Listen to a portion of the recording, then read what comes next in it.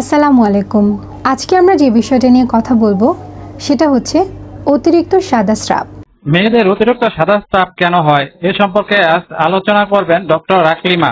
আমরা যদি একটু ভেবে দেখুন আমাদের চোখ, মুখ, মাসিকের রাস্তা অর্থাৎ আমাদের শরীরের যে অংশগুলো বাইরের পরিবেশের কন্ট্যাক্টে থাকে, স্বাভাবিক নিয়মে সেটা কিন্তু একটু ভেজা ভেজা থাকে।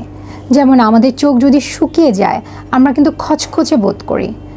একইভাবে যদি আমাদের মুখের ভিতরটা শুকিয়ে যায় আমরা কিন্তু পানি খাবার জন্য অস্থির হয়ে যাই।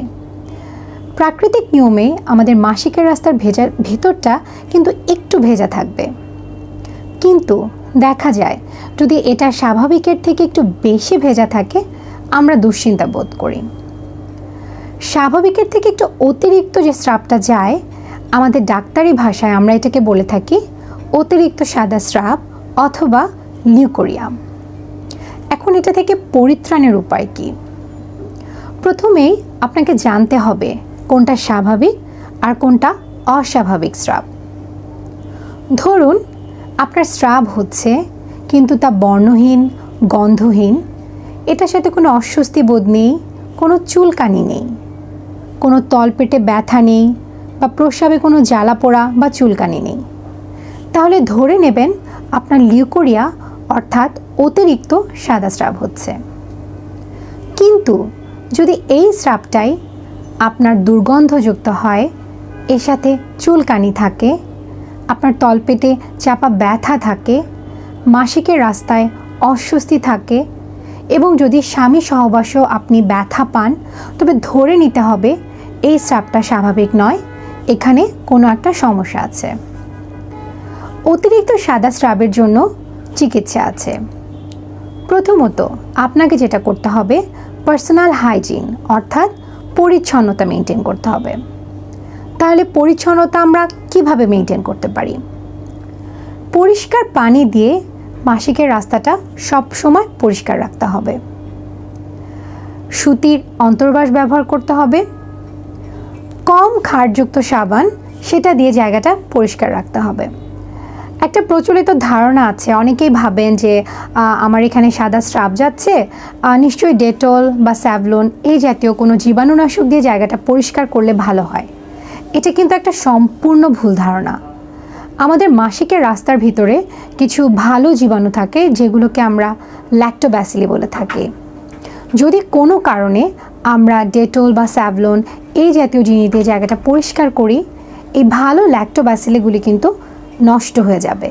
সেক্ষেত্রে দেখা যাবে যেগুলো খারাপ জীবাণু সেগুলো গ্রো করার একটা সুযোগ পাবে। তাই স্যাভলন, ডেটল এগুলো দিয়ে কিন্তু কখনো পরিষ্কার করবেন না। এর সাথে আর যেটা করতে হবে, পুষ্টিকর খাবার খেতে হবে। কিছু কিছু ক্ষেত্রে দেখা যায় যাদের ওজন স্বাভাবিকের থেকে একটু বেশি কম, তাদের ক্ষেত্রে শরীরের রোগ প্রতিরোধ ক্ষমতাটা কম থাকে এবং এদের ক্ষেত্রে অনেক সময় দেখা যায় সাদা স্রাব যাওয়ার এই পরিমাণটা বেশি থাকে। প্রত্যেকটা নারীর জীবনের বিভিন্ন সময় থাকে যেই সময় স্বাভাবিকভাবে এই স্রাবটা বাড়তে পারে। যেমন ধরুন পিউবার্টি অর্থাৎ যখন তার প্রথম মাসিক শুরু হচ্ছে তখন, অথবা ধরুন ওভুলেশনের টাইম অর্থাৎ দুটো মাসিকের মাঝে যে টাইমে ডিম ফুটছে সেই সময়টা।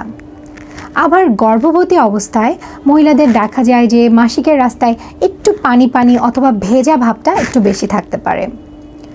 একইভাবে যখন মাসিক বন্ধ হয়ে যায় অর্থাৎ মেনোপজ আসে, ঠিক ওই সময়টাতেও কিন্তু মাসিকের রাস্তাটা ভেজে থাকার পরিমাণ বেড়ে যেতে পারে। যদি এটা লিউকোরিয়া বা স্বাভাবিক সাদা স্রাব হয়ে থাকে এটা নিয়ে ভয়ের কিছু নেই, কিন্তু যদি এর সাথে কোনো দুর্গন্ধ বা তলপেটে ব্যথা থাকে তখন এটা একটা চিন্তার কারণ হয়ে দাঁড়ায়। নানান কারণ আছে এই সময় অস্বাভাবিক এই স্রাবটা যাওয়ার। প্রথমত ছত্রাকের ইনফেকশন, যেটাকে আমরা ফাঙ্গাল ইনফেকশন বলে থাকি, অথবা দেখা যায় কিছু ব্যাকটেরিয়াল ইনফেকশনে এই স্রাবটা বেড়ে যেতে পারে।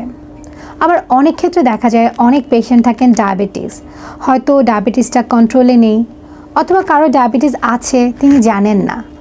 এসব ক্ষেত্রে যদি সাদা স্রাবটা বেড়ে যায় আমাদেরকে অবশ্যই ডায়াবেটিস পরীক্ষা করে দেখতে হবে। এছাড়া যারা বিবাহিত তাদের ক্ষেত্রে একটা খুব গুরুত্বপূর্ণ কারণ হচ্ছে জরায়ু মুখের ইনফেকশন। আমরা সবাই জানি জরায়ু মুখের ক্যান্সারের কথা।